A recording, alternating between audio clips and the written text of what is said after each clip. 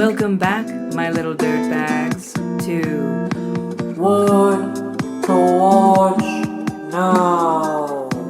where we talk about what's streaming on Netflix right now. And this week on the podcast, I am selling my soul to talk about what's popular or trending on Netflix, for better or worse, which is kind of fun because I'm like going in already being like, I don't know if I'm gonna like this. You have to convince me to like this.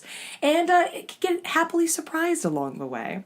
So today we are talking about The Dirt, the biopic about Motley Crue. And, well, it's pretty much based around the book they wrote together. You know, the tales of their touring and how fucking crazy it all was, how it went wrong, so on and so forth. This band is quite infamous for that. But they tackled it in a really interesting way. So simultaneously, you have this like PG-13 type of speaking, you know, this is how it went down, guys. A little bit too on the nose, staring at the camera, direct eye contact.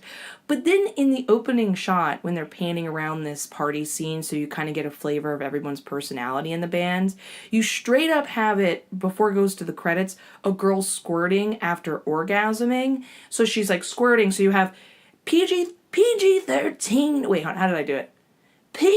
I have a weird accent now. PG-13 talking and NC-17 squirting. So I can't tell if I loved that and it was kind of a genius move to hit all the different flavors, or if it was a motley of weird directing. Motley. Funny how I brought that up, right? Well, the way they went about talking how the band got its name isn't completely accurate, and that's to be expected in this type of biopic, but we'll go over that in a second. But if you're actually curious how Motley got its name, Mick Mars was kind of recalling someone talking about one of the previous bands he was in, and they described them as Motley. Motley basically means I'm going to pronounce this wrong, incongruously, which means not in harmony, incongruously varied in appearance or character.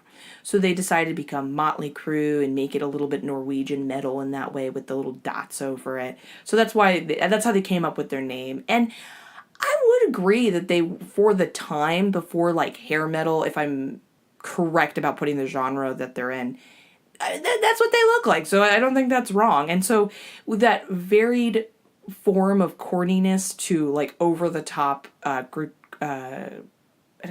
grotesque, but like shock value is what I'm trying to say, kind of works with their name too. Now that being said, we're going to just talk about the fact that it's a biopic before we even go into anything. So 80% of all rock biopics are doomed to have this very matter-of-fact writing. Super corny, a little bit too on the nose. There is a way to kind of get to the point of how something came to be, the origin, the moment, without it being so fucking corny. I mean, like, some of the best biopics I would refer to, like I said, 80% of them, but like, Walk the Line is so fucking good. Like, I am not a Johnny Cash fan, and by the end of it, I was like, Johnny Cash! Same thing with Ray Charles. And Ray Charles was like a fucking pretty shitty person, but you were still compelled to see what happened in his life and the changes, and everything felt very serious. So the idea is, how can we get this shitty writing and kind of suck you in? So like I said, the writing's not the fucking best. However, I would say that midway through or towards the end, somewhere it kind of started to flow really nicely. Not that it didn't flow, but I'm trying to say that it lost its corniness somewhere along the way. What did my boyfriend said the funniest line? He was like, I'm standing in a field of corn. I can see wheat filtered vodka as far as I can see. I am eating Garmonbosia. I loved how he described how corny it was. Anyways, midway through, it started to get this flow, and all of a sudden I turned to my boyfriend and I went, I think I just got sucked in. I think I really give a shit about these people and what's happening to them. But corny writing aside, I have to say the directing was some of the best fucking directing I've seen. Now, when you think of the best type of directing, you think of like Pulp Fiction, that type of seriousness and really skilled directing isn't always saved for something that's dramatic or, like I said, more set in stone serious. Sometimes you have to work with the corniness and have a nice flow to it, something that loses you in the moment. I really liked how it would go from them talking to the screen to just showing a clip to showing their uncomfortability. And this is all thanks to the director, Jeff Tremaine. And he's actually a perfect choice. I actually want to applaud Jeff. I feel like this movie should be part of his resume because his background in directing is all the iconic stuff like Jackass, Rob Dyrdek's Fantasy Factory, which I fucking loved Rob Dyrdek's Fantasy Factory. I'm so sad that he does the dumb ridiculousness show now because when he was doing all that silly stuff in his factory, it was so inspiring and silly and fun. I loved that shit. But anyways, so when there's a lot of physical activity, it's very well directed. Even that first painting shot feels like something that Jeff Tremaine would have done with his other projects. But where it goes to capture the seriousness of certain topics, he does it so well and even focuses more on that than the more what you think Motley Crue would be, the Motley Crue movie would be about, that I just think it was a branching off point. Like I said, Jackass, all those things, those are very well directed. I think he did a great job for those genres. Not for, I don't want to be patronizing. I think he did a great job, and especially for those genres, but I think he took this to the next point. So definitely you're going to have a great time watching this. So that being said, Motley Crue, who's in the band, so you can know. So we get in the first chunk of the movie kind of a background of who these different people are. So we have Nikki Sixx. He's kind of the lead of this whole documentary. It mostly focuses around him. It does go into other people's point of views, but I feel like we didn't get enough of a background on certain members, unfortunately. So Nikki Sixx, unfortunately, he was not born as Nikki, he was born as Frankie, and he had a fucking terrible childhood. His dad left him when he was 2, and that led to his mom kind of going through a series of boyfriends. And this is one of those moments I look at, and I'm just like, this is why abortion's a fucking thing, because I've always said that, having a kid should be your choice, and should also be a choice of happiness, so you can make the best decision to be there for them. You're not going through your own gigs. You can get your fucking life together. It's not about how much money you have. I mean, that's a given too. That probably helps a lot. But I'm saying there's many great parents that don't have enough money, but they are doing the best they can and they're awesome parents. And many parents that just had a kid to have a kid because of social pressures, but they're so much more consumed in their own drama, they can't be there for them. And this is one of those situations where, yes, his mother struggled financially and probably put more of that blame on him, blamed him for the father leaving, all that bullshit. But Nikki Sixx was one of those really smart kids where instead of just purely taking on someone's projecting and pain, he went, wait a minute, this doesn't fucking sound right. Fuck you. And while that is very cool and rock and roll, I just thought from a human perspective, that was kind of refreshing to watch. Unfortunately, a lot of us cave in to the pressures, and there's no blame to that if you were abused by your family or someone in your life and you kind of took the more victim, sad, recoiling role. There's nothing wrong with that in the least, but there is something refreshing to see kind of an example by proxy is what I'm trying to say, to be you can also tell them to fuck off and realize they only have as much power over you as you give them. But keep in mind, that's a really fucking hard thing to do either way. I want to give at this moment a special fucking shout out to Vince Mattis. He plays baby Nikki, or Nikki's probably 14 or something. Holy shit. He was one of the best actors of this entire fucking movie. And the crazy thing is, the only other movies he's been in was Halloween, the newest Halloween in 2018. He's super green, he's very new to the scene, he's just a kid actor, but holy fucking shit, it was I could tell it was a bit of corniness in the moment, but he was so dead set on selling you in that moment. I was I love baby Nikki Sixx. He was great. And he sold you on the seriousness of when he basically has a fight with his mom and is done with it. So he makes the decision to hurt himself, which is very metal, because you in that moment think he's going to stab her, but he hurts himself. And he blames her and puts her in a position where she's going to go to jail and they're going to somehow be separate. He's going to go into foster care.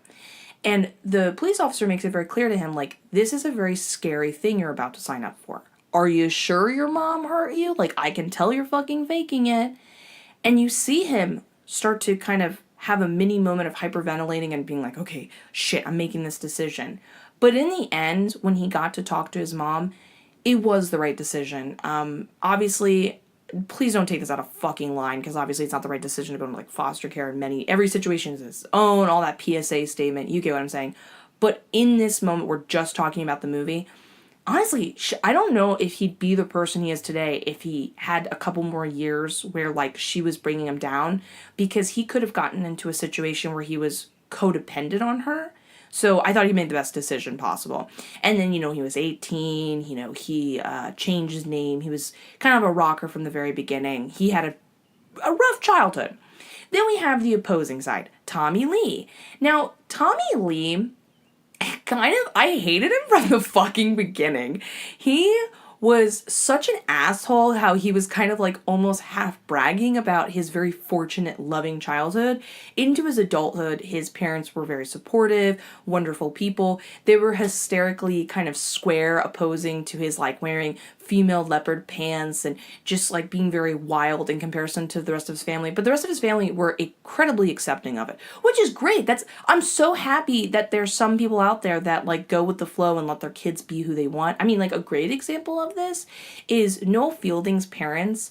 I don't know if you know Noel Fielding from The Mighty Boosh and like, what was that other great show he was in?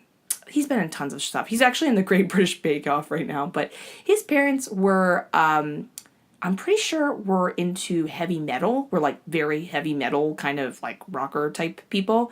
And he decided to do the opposite of that. And so he became very hippy dippy and psychedelic, which I love how everybody kind of branches off from their parents and does the opposite. So you don't anticipate your kid's gonna not become that ideal form of you because you think, yeah, there's only one way to be, this absolute freedom and hardness. And he's like, I want softness and colors.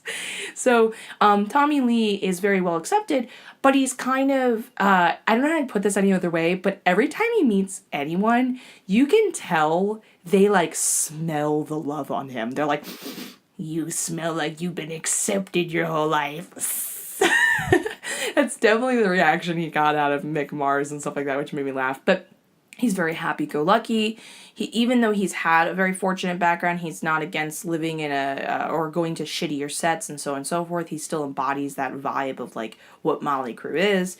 And we get eventually led to my personal favorite character who did not get enough screen time, Mick Mars. He's described as an alien. I love the moment when you meet him in the very beginning and he's sleeping coffin style and someone's like, hey, you with the band? And he's like, what bands? Like, you just totally get that weird vibe of him. He is the only person that had any sort of vague respect for women. I'm not saying he didn't do some misogynist shit or like live his life, but he was the only person that made the most educated decisions. I think that was I can't speak for him because I didn't know him. I'm only saying from the perspective of watching this movie. But Mick Mars came out as someone who was, first of all, older than everybody else. So he was kind of not so jaded by the youth of like, yeah, whatever, my frontal lobe's not developed, whatever. In conjunction to, unfortunately, Mick Mars suffered from a bone disease that was, I think they described it as like turning into cement. So he was kind of on a timed situation of going through physical, probably chronic pain, honestly. It's probably why he got into drugs, most likely. Again, can't speak for him, all alleged, whatever, just my perspective. But he was the most interesting, and we just did not get enough moments where he was like an alien and weird, and I wanted it, but we got a lot of moments where he clearly was the most sound of mind. Even when it came to the very beginning of him, like, clearly the skills were there. He was having a sound that at the time no one had done. It was very hard, over the top, and he was not afraid to kick someone out if they didn't meet the cut. And not to be mean, but because he's like, I'm being objective here. I've only got so much time. Let's fucking get to this shit. So he was wonderful. And then we eventually get led to Vince Neil. Now, Vince Neil, we only get a hint at that he at one point ran away from home. So he's, again, another person with some sort of troubled background of some sort. But he he is a ladies' man. He's got a great voice. And honestly, he will fuck anything that vaguely comes near him. And I did not like, this is like, okay, I just want to put this out there. They make it sound like, at one point they're like, don't leave your girlfriends alone with Motly Crew or they'll fuck them. And I want to be like, that's not the power of their cock. That's the decision making of the girl. And I am not one to blame the girl, at least. Of course not. There's no one to blame here. Everyone's independently making their own decisions. You're not negative because you want to go sleep with someone else. There's no names to be given to that person. I hate that shit. If anything, we're really going to talk about who's a whore. These boys were sluts. They were man whores, if we're going to get into that. But what I'm trying to say is, like, maybe she wasn't that into you and really was trying to make her way to fucking them. Like, just going to put that out there. So he gets eventually brought in because he's just kind of vibing the situation. But initially he was reluctant. He had his own successful thing going on. You know, you can't anticipate your band is going to become what it is. Ideally, you'd like to reach your way to the top, but if you're at least lucky enough to make some sort of a living, even if it is a quote-unquote cover band, it's like, bitch, if you can pay the bills and you can play music, there's no shame in that. I'm telling you right now. So that's essentially, they all get together, we get kind of background stories of them, and they start, it's kind of a very simplified, like, this. So what essentially happens is they make a really cool, we get that hilarious moment, by the way, there's so many corny moments when they're like, what should our name be? Maybe we'll be the Foreskins.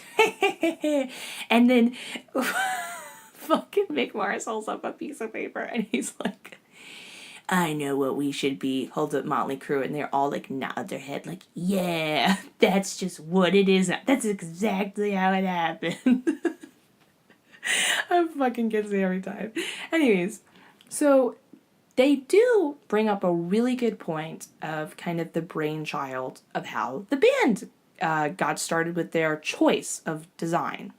So one thing that's really interesting if you dig into kind of the what's the word? Like the decision making of the most successful bands, the bands that had some sort of clear idea are the bands that seem to succeed the best. They're not just like playing and don't know what they're doing. Everything is a choice. A great example of that is Slipknot. If you actually want to get into Slipknot, you should look them up. Slipknot, from the very beginning, were very clear about what they were, what they represented. Their music is incredibly thought out. It's not just gobbledygook. There's a lot of skill there, but also intent. So it's not a kind of coincidence that they did well. They were incredibly talented people with a vision and were very direct. So it kind of makes sense that they, you know, cut through to their success like butter. But it also, there was a lot of hard years here. With Motly Crew, they made a really intelligent decision because honestly, if you notice, if you follow enough like trends and you start to see the patterns, figure out what everyone else is doing and do the opposite. You will break through. I would say especially in this day and age where more and more people are accepting of what's completely opposite. Another great example of that is like, so back in the day, maybe like 10 years ago, I noticed women did not feel comfortable, including myself, to mention that they really liked pink and pastels and ponies and clouds. Like, there was such a pressure to seem a part of the society, specifically the male sect, that if you wanted, it's not like you couldn't say my favorite color was pink, but you immediately got kind of sectioned off with like the Paris Hilton of people at the time and profiled. So people did not feel comfortable fully being their girly selves. And the most metal thing you could do was come out, be like, I'm fucking 32 and I want to decorate my entire room or house in pink. And I like clouds and anime and I'm super girly. And fuck you, I'm not going to be profiled based on my intellect or my personality. I don't have a, what's that voice? The croaky voice girls, and when they talk like this, you know what I mean? Like, it does not mean that's how I sound. And maybe I sound like that, but I have a degree in law. Fuck you, do not profile me type thing. And that was very metal at the time because it was opposing to what everyone else was doing.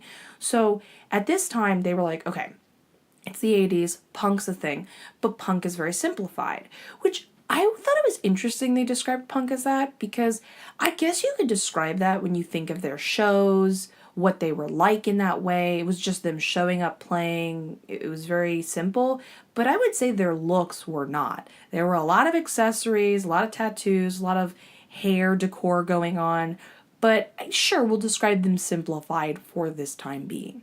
So punk is described as simplified, and they were like, we want to be like over the top glamour, essentially. I wouldn't describe Motley Crue as glamour rock, but like, no, they're kind of glam rock. I mean, again, if you're a Motley Crue fan, how would you describe them? I have a Twitter in the link below. So they were like, okay, we're going to have like special effects, over the top hair, makeup. And I gotta tell you, there's something truly metal about, so when they play their first gig, it doesn't go, it doesn't go up to par initially. They show up on stage, a couple people show up, someone tries to heckle them, and they end up getting in a brutal fight with the person, and it's kind of like, woo, Motley Crue at the end. Like, yep, that's exactly how it happened. They didn't essentially play a lot of terrible shows for a while before they kind of figured out what worked for them. But essentially, there's something very metal about watching a guy in thigh-high leather or pleather red boots kick someone's ass who's like so skinny, probably is like 130 pounds, like soaking wet. So funny. So I loved that shit.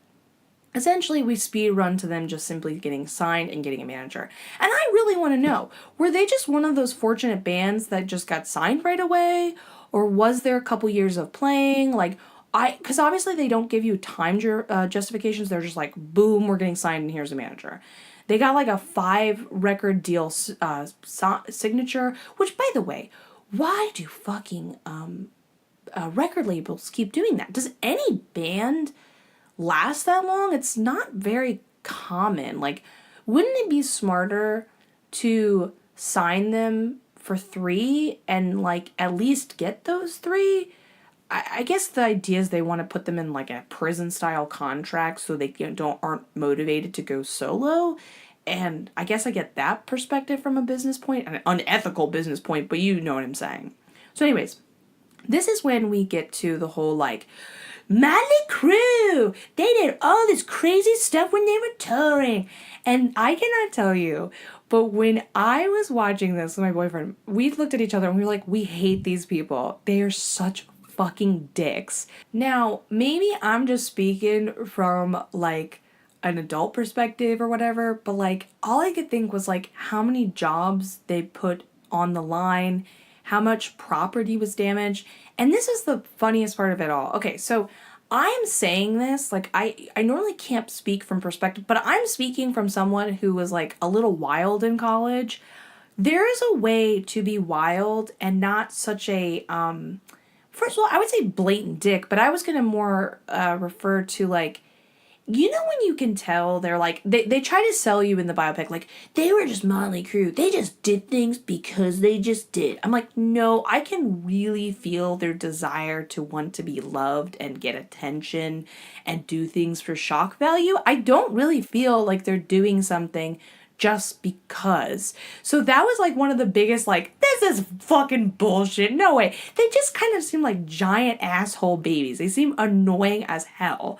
But that being said, oh, by the way, they had Ozzy Osbourne. Love their actor for Ozzy Osbourne. Actually, I want to take a moment, and I'm kind of late to the game, but I want to just shout out that Nikki Sixx was played by Douglas Booth. Mick Mars was played by Iwan Rhein, who I thought perfect alien. He was very much like an alien type character in Misfits. Daniel Webster played Vince Neil, and Machine Gun Kelly, who I don't know if I like him by some of the headlines I've seen, but he did a great job as Tommy Lee.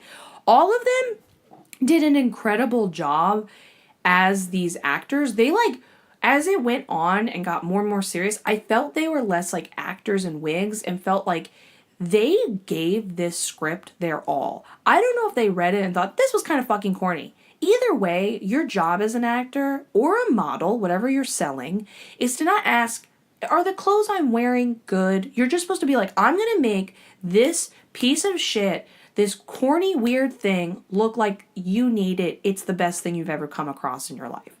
And these actors fucking killed it. They did a really good job. I have to say that's probably one of the strongest points of this is the really great cinematography, the great directing, great color, like whoever did the coloring of the movie is very beautifully colored, and the actors did a really great job, especially with what they had to work with.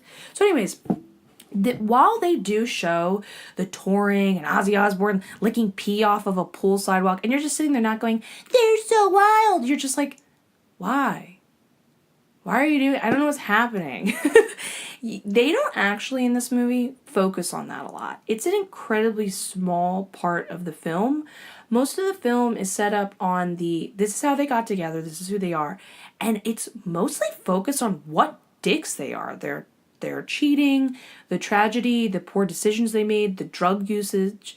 And I liked that they did that because that's the biggest misclaim or misnomer about this type of lifestyle in these films and these people. It's like they more at the time are iconically known for these type of, wild, crazy things. But I'm sure when they were going through it, they were more focused on like, man, I hate myself so much, I have to take heroin to remotely be alive, and so on and so forth. So I liked that they focused on that because that really was the reality. And to be honest with you, like when you think about how old they are and how long the band lasted and on the ups and downs and how much more time they spent fighting with each other in rehearsals and so on and so forth, that really was more what defined their life than these little crazy seconds in a hotel in a thong and lighting stuff on fire and so on and so forth. By the way, when they lit a firework off in a man who is probably, Mick Mars was probably like, my back hurts so much, I'm gonna take a nap, you guys go be wild. It's like, leave him alone! Like, actually, I think someone similar to that was the bassist to Led Zeppelin. I'm pretty sure, like, while they were being crazy, he would just, like, isolate himself and just kind of, like, read and take a nap and, like, rest for shows. So, different strokes for different folks, for sure. I'd be the bassist or Mick Mars being like, I need a fucking nap, okay? We're up till 2 a.m. every night. So they have a very short time period of seeing their craziness. It's kind of skimmed over for a short time period in the movie. And then it starts to go into kind of like what terrible people they were. Because at first you hold them as gods because they're getting blowjobs very easily and being just kind of pretty misogynist towards women in general. And you start to see that the labels they put on other people or the actions they put on other people start to define them more and more. Like at one point, Nikki Sixx fucks this girl who quickly gets revealed to be Tommy Lee's newest fiance. Keep in mind, this is a very quick relationship after her terrible encounter with his parents and her being just like a dick. But you see how embarrassed he feels and realize like, yeah, dude, you're kind of an asshole. What you're doing isn't cool anymore. And that keeps amplifying because what happens is now everyone's struggling with drug use, but at this point, because they're focusing more on Nikki Sixx, again, it's about the whole band, but they are definitely focusing more on Nikki Sixx. We see his heroin not only affect his just regular decision making, but it ruins his friendships. So essentially what happens is at some point, Vince Neil's like out hanging out with a friend and he's drunk driving with his friend Razzle from another band. And this moment, when they needed to capture really serious moments in this film, this biopic, I was sucked in. They made the gravity of this situation real. And he unfortunately gets in a car accident, and at first he thinks his friend is hurt, sitting in his lap, and they're talking about the idea of Christmas, and do you see the lights, because the lights of the surrounding police officers and stuff, and the ambulance. But when he looks back down, his friend Razzle is covered in blood, part of his cheek is exposed, blue glazed over eyes, like he might have never been speaking, Vince was just kind of hallucinating for a moment. It's so upsetting. I mean, he got prosecuted for it, and I'm sure he sincerely blamed himself. And the worst part about all of this, none of his bandmates were there for him. They just kind of isolated him. And I just want to point this shit out. I'm not fucking surprised. That's how these quote unquote, and I'm not referring to any group of people because each person is their own, but sometimes you will meet people who say, like, I'm such a badass. But when push comes to shove, they can't even do the most badass thing of all, support their friend in the most intense time of need. And they just kind of ditch him. Even Nikki Sixx acknowledges, like, that was really shitty of him to do. And he was just kind of... He even says this beautifully. They set it up where you see a girl, and you think he's saying, like, he met the love of his life, she's so great. But then when the girl leans over... it ends up being heroin. So essentially, he got sucked into heroin. That was the girl of his dreams, and he couldn't hear anything else. It gets so bad at one point. Keep in mind, there is a point where they decide to sober up together. So it does show that, like, this band was fucking going through the gigs. They went from the extreme highs to the extreme lows, and it's not like they just fully... Now, keep in mind, drugs really do control your life and your decision making. It's like a huge thing to get off them. But they did make the toughest choice of all, despite their surroundings, people offering them drinks and drugs, I'm sure, the pressure they were under to be cool. Will they still sound as good if they are sober? All those type of serious questions. And yet they decided to sober up together. So there was some sort of step to move forward and still continue to be together as a band. Even when Vince went through that serious, and he decided a situation with his friend dying and then still trying to be a band at that point. But it got so bad that they obviously couldn't take it anymore, and they started picking up drugs again. And Nikki Sixx motherfucking dies for like 5 minutes. And this is the part that I loved that made me laugh a little bit. So I was watching this, and essentially my boyfriend was like, that really did happen. He really did die for like 5 minutes. And I laughed, and I just went, not at his death, obviously, but I went, he's got nothing on my grandma. She's died 4 times. And it's just a little joke between me and my family, but my grandma, who, may I add, is still fucking alive. Jesus Christ. She's very into Jesus. None of us are, like, nobody else in the family is, but she's really into Jesus. Clearly, Jesus is watching out for her if he is real, because straight up, my grandma's died 3 separate times, full on been pronounced dead, been dead anywhere from 3 to sometimes 8 minutes. I don't know if 8 minutes is an exaggeration, but for several minutes. And then somehow came back to life. Like, is that not the fucking craziest thing? So I want to be like, Nikki, you got nothing on my grandma. I'm just kidding, though. So he unfortunately dies.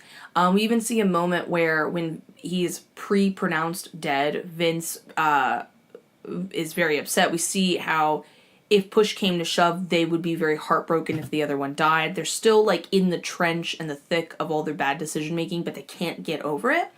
And even after that, he still makes the decision to hit up again afterwards. That's why I'm saying this film did a really good job. They did not shy away. There was a lot of really intense, long dragging out of shots when they were shooting up heroin, bringing up...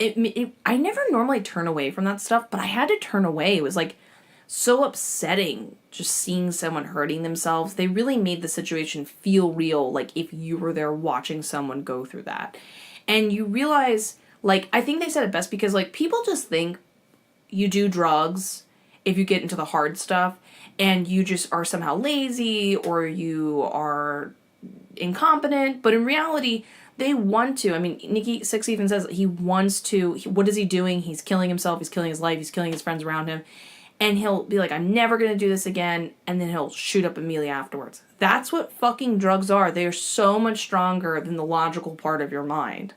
So they're unfortunately going through all this seriousness. And eventually they have a disagreement with Vince Neil. This is towards the end of the story.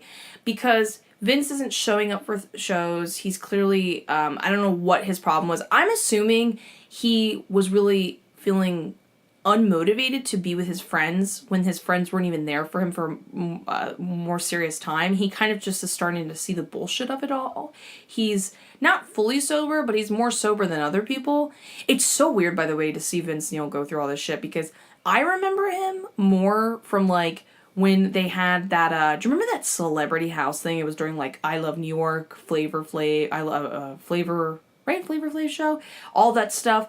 There was, like, a show where they put a bunch of celebrities in a house, kind of like Big Brother, and one of them was Vince Neil, and he was always, like, a happy-go-lucky dude, and I want to be like, damn, Vince has been through fucking shit. Holy Christ. Like, he seems very chill and happy, but oh my god. So when we talk about one last serious thing before we kind of wrap this up, the part that sucked me in the most and made me the most emotional was the absolutely horrible, terrible part. And this is what I'm talking about when I say everyone did a great job acting. Essentially, Vince Neil had a little girl, and she unfortunately had a tumor in her stomach. They did a couple operations, but she did not live. It's so fucking sad. And he has this heartbreaking story with her where he says something's growing in your belly. And she says, like a baby, like mommy, like when I was in mommy's belly. And he goes, no, like a flower. He goes, you have a flower in your stomach, but it's not supposed to be there. She goes, well, when they take the flower out, can I go home? And you just, it just fucking, it does something to you. I mean, like, I can't go into it, but, like, I really have a lack of belief when things like that happen to people. I just think, why would you ever harm anyone, let alone a child, with something so serious and horrible like that? But it fucked me up. It was really, really, really, really, really sad. And Vince was devastated by this. So eventually, the band does replace him during this time of need. Again, not being there for him for his very serious situation he went through with his daughter. Pretty much, I don't know how Vince ever made up wholly with his friends. But either way, at the very end of the film, Nicky gets sober. He gets over some stuff, and he just goes and apologizes to his friends for everything. And they essentially get back together, and it's kind of this vibe of, like, we're Motly Crew, like, it's almost, in so many words, feels like the most rock and roll thing they did was fucking somehow being alive through all the drugs, through all the not being there for each other, through the tragedy they've personally experienced, Vince Neil in particular.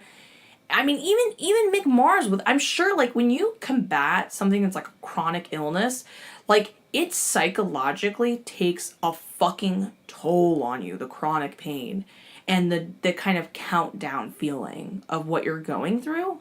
So, yeah, I guess what I'm just trying to say is, like, it was fucking crazy what happened. I'm really happy that they focused more on the serious stuff. And somehow along the way, I kind of got sucked in, and the actors did a really good job, and I suddenly stopped thinking about them being in these little wacko wigs. And overall, I think they captured what the shows looked like. I think they sounded and looked official. Overall, I kind of am impressed where it went. I still wouldn't be like, yeah, love the dirt, want to learn about Motly Crew, but I had a good time. I definitely had my judgments proven wrong. Like, it wasn't as corny as I thought it was. It wasn't so self-righteous as I thought it was going to be. And everyone did a great job. So I'm pleased with Popular Week. And if you are too, please consider becoming a Patreon supporter today. Follow on whatever, or subscribe on whatever platform you're listening to. Leave a heart. Tell a friend. Help this podcast come to fucking life! Overall, guys, I love you in the most platonic way possible. Talk to you next episode. Bye!